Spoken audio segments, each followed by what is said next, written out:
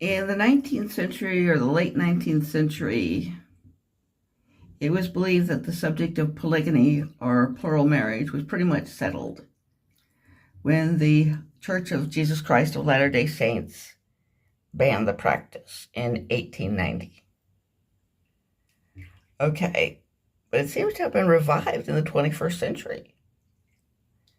We have quite a bit of publicity around people who live in the plural marriage situation, which, and if they're a religious group, it's one male with sole reproductive and sexual access to multiple females. There are other types of polygamy,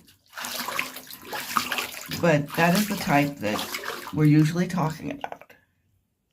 Now, there's an odd difference between polygyny as it's done in the United States and polygyny as it's practiced in countries where it's traditionally been allowed or part of the normal landscape.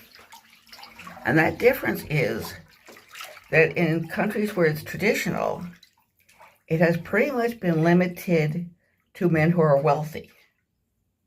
Now, not exclusively, but they tend to be affluent men who have more than one wife.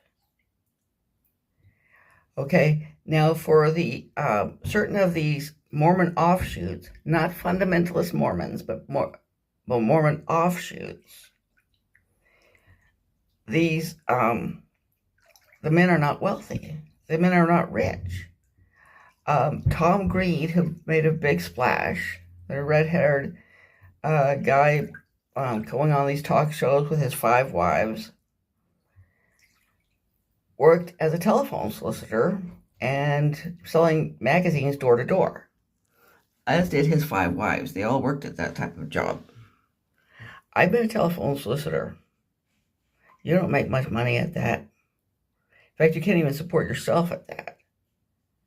And he had 5 wives and 29 children. Now, again, the wives also had the same job. But they had to depend to a large extent on welfare, obviously.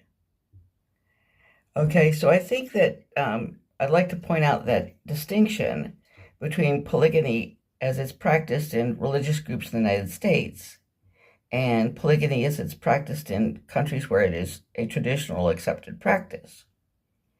In countries in which it is traditionally accepted, it's usually a practice by the wealthy or by wealthy men. And to some extent, maybe it serves as kind of a socialism for women, you know.